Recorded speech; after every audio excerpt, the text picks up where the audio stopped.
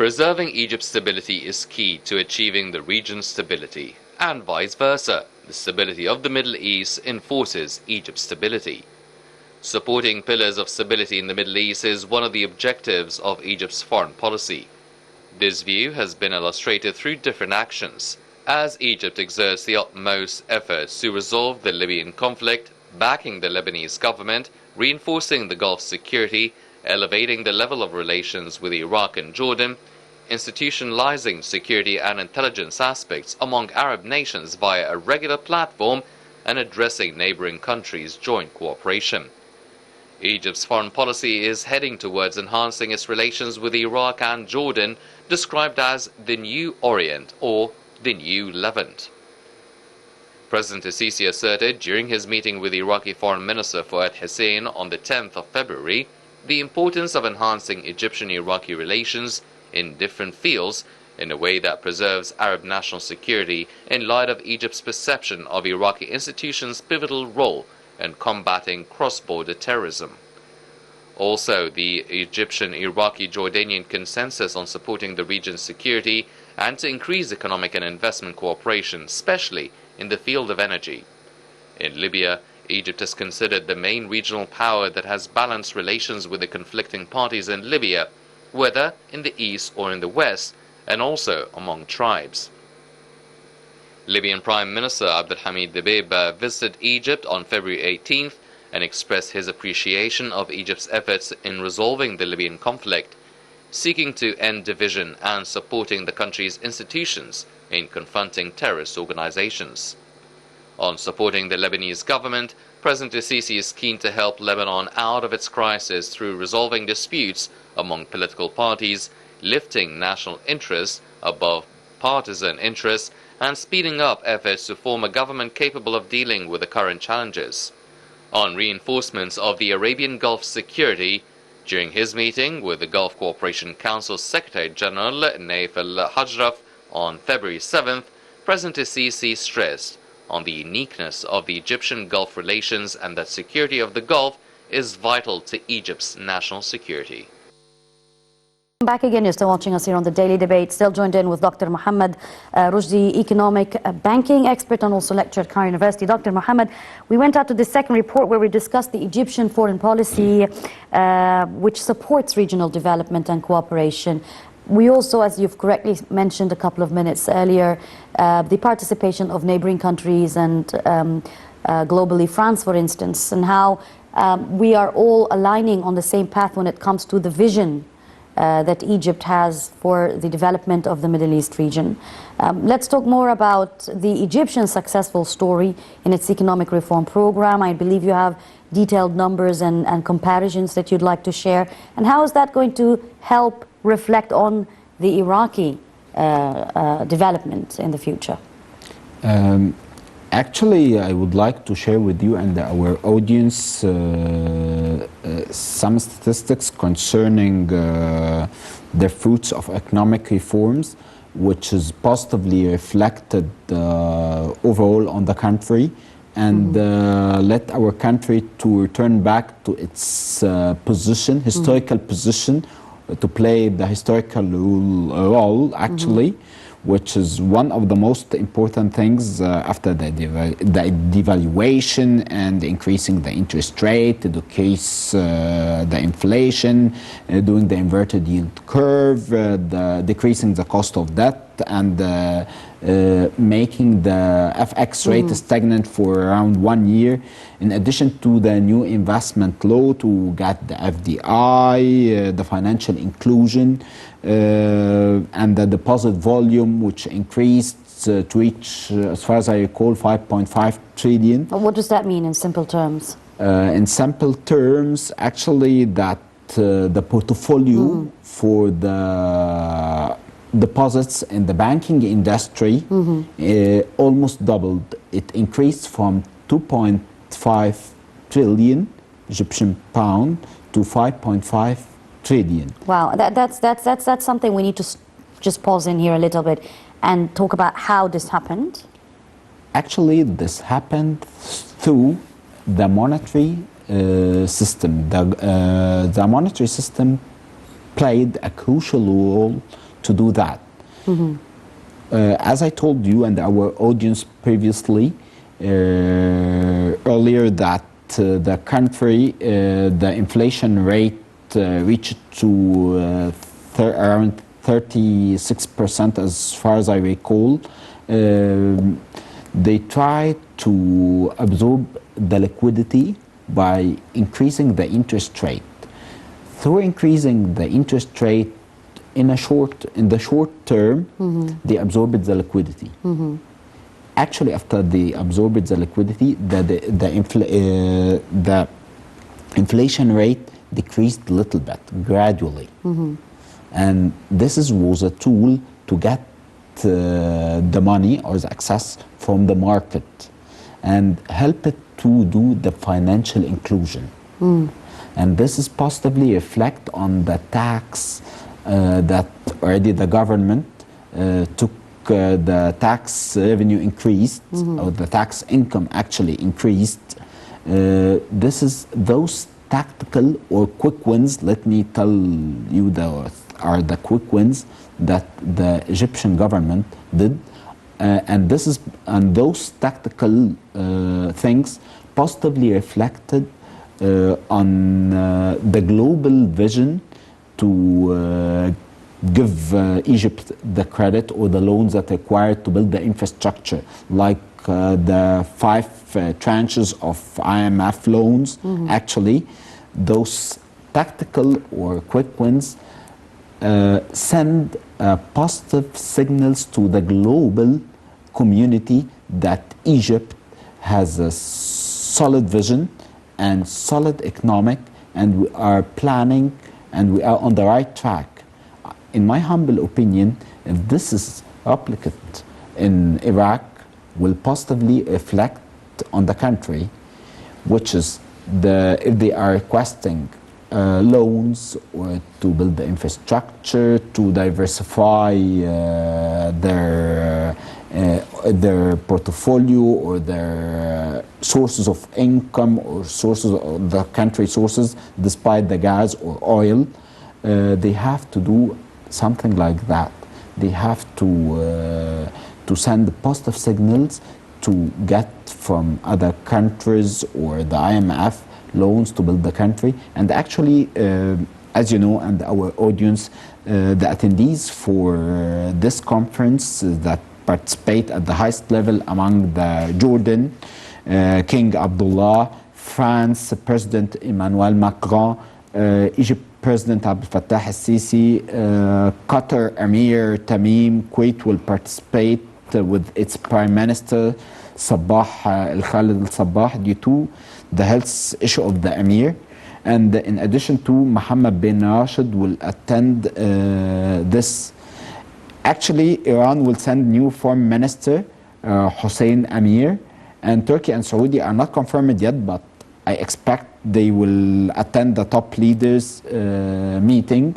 Actually, those things, which is a signal that many countries focus on Iraq to benefit from the restructure and to get benefit from this. Like, for example, France eyes more lucrative projects in Iraq, particularly in the energy field, to replace the existence of US and the British companies. I want to talk about the energy fields because there is a trend and a movement towards sustainable development programs. We know that Egypt has a very clear sustainable development program agenda for 2030.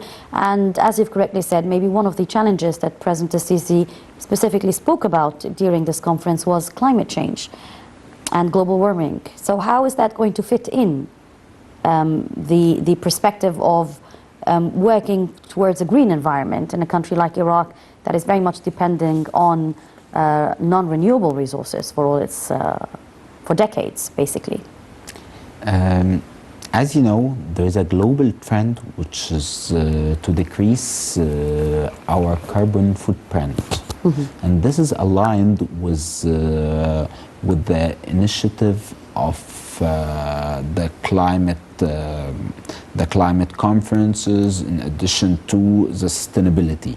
And the sustainability should happen in many fields: the environmental field, the financial sustainability, and actually those things will positively reflect on the environment sustainability. If Iraq focus to use the renewable energy instead of the oil and petrol, this will positively impact the economy. As you know that one day the oil and gas will run out. They have to get replacement or something to use. And if any country focus on only one source of energy or income, this is not the right approach. As you know, we shouldn't put all the eggs in one basket. We have to diversify. They have to focus on getting renewable energy, like from water, from sun, and this positively will impact their climate and the global climate. And also benefit their economic cycle as well at the end of the day. You get better electricity and, you know, better, cleaner water and sanitation and purification and so forth. The pandemic, when it hit back in 2019, the whole world came at a standstill, and even the developed countries have had negative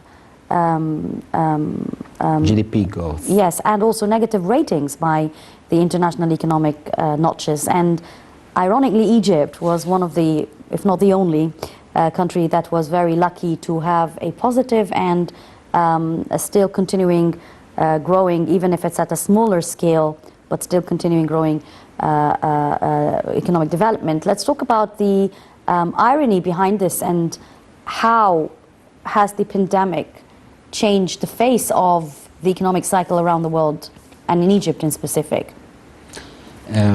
Actually, despite the fact of COVID-19 pandemic, Egypt is the second highest GDP globally. The GDP growth, as far as I recall, reached to 2%. And as you said earlier, that there are many developed countries have a negative growth. Yes. And ratings. And rating. This is highest GDP growth, despite the fact of the pandemic, positively reflected on the international credit institution rating for Egypt, like Standard & Poor's and Moody's provide Egypt B+ credit rating, which means that Egypt has a positive, stable outlook. Is that because of the infrastructure and the continuation of projects building? Yes, this has helped us to take the last tranche from the IMF loan, which we used. Are you talking about the emergency one? Yes, the emergency loan. Actually, we best utilize this loan in infrastructure and working on the renewable energy instead of the traditional sources of energy like oil, mining for oils and gas, getting electricity from the traditional ways. I believe if this happened in Iraq to focus more and they should have a crystal clear plan or vision for sustainable economy and country, they will move to a new era, actually. And they will, in my humble opinion, they have a lot of resources. They are a rich country. I believe they will move like a tiger. As you know, the tiger, when he finds... The cheetah, rather, is more faster. Yes, more faster than any country. And this is what happened here in Egypt. We have a good run rate to catch up what we must. The thing is that, as you've correctly said, and as you speak, then also this raises a very important question, is the fact that, well, if it requires a very good administration and a very strong leadership that follows on to ensure the implementation of these projects. I'm sure that President Sisi won't have the time to go and, personally watch over there, although I'm sure that all Iraqis would love this kind of spirit that the president has to follow up himself on every small and big issue here when it comes to Egypt. But really, it does require very strong leadership, cooperation between all the ministries, and a very good administration, so that you would be having this be successful at the least time possible with the least cost possible. How's that dynamic going to work from your perspective in Iraq if it wants to implement this exact module of Egypt over there in terms of its reform and development? Actually, the most important thing that you said, actually you hit a nerve. The most important thing, which is it's matter of leadership.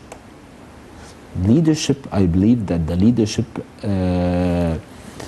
can do the right leadership, the taking decision, the right decision at the right time. At the right time, this is the most important thing that Iraq should do, actually, to build their country in a proper way. This is what happened here in Egypt. Despite the fact that many people are trying, or the global opinion about Egypt, that it's not stable, the country is not stable, and we have a lot of issues, and we didn't hear anything.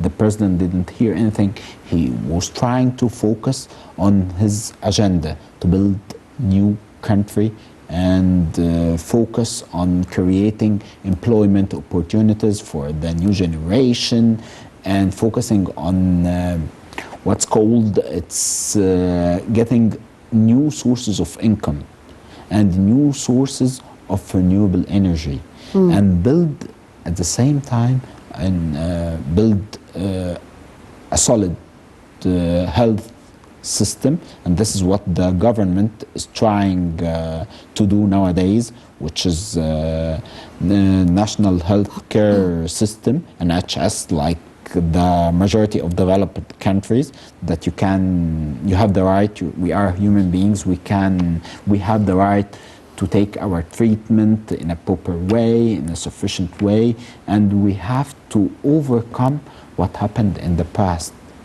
In addition to the education, as you know that the number of public universities has reached 27 public universities, with an increase for university. Those are during the President Sisi presidency, actually, and the private universities reached to 35 universities, actually by increase of 17 universities. This is in addition on focusing on multidisciplinary, serving the needs of labor market, and in addition to 3 new technological universities. I believe if they do something like that, and focusing on mega projects like we did Canal Suez and the new museum, and new cities as well, and the new smart cities, the new administrative capital and smart cities, all those things, if we bundle them, it's called the magic solution to any country to develop. Actually, one of my friends told me, he is an instructor in one of in UK actually. He told me that he believes that Egypt, when he is focusing on and reading the numbers in Egypt, that he is saying that the president Abdel Fattah Sisi has the magic stick to do all these things, in addition to gain the trust of the global community in terms of the economic part and the foreign affairs. By the way, if we talk about the foreign affairs, Egypt being the fruit of this strategic relationship, since President Sisi took office, actually, he showed keenness to establish balanced relations with countries, with all countries, Absolutely. east, west, north, south, everything. And we gain many things from non-permanent seat and the United Security and the chairmanship. And Egypt of the is in a Arab different Summit. position now than it was a couple of years ago. Unfortunately, our time is up. Dr. Mohamed Roshdy, economic banking expert and lecturer at Cairo University.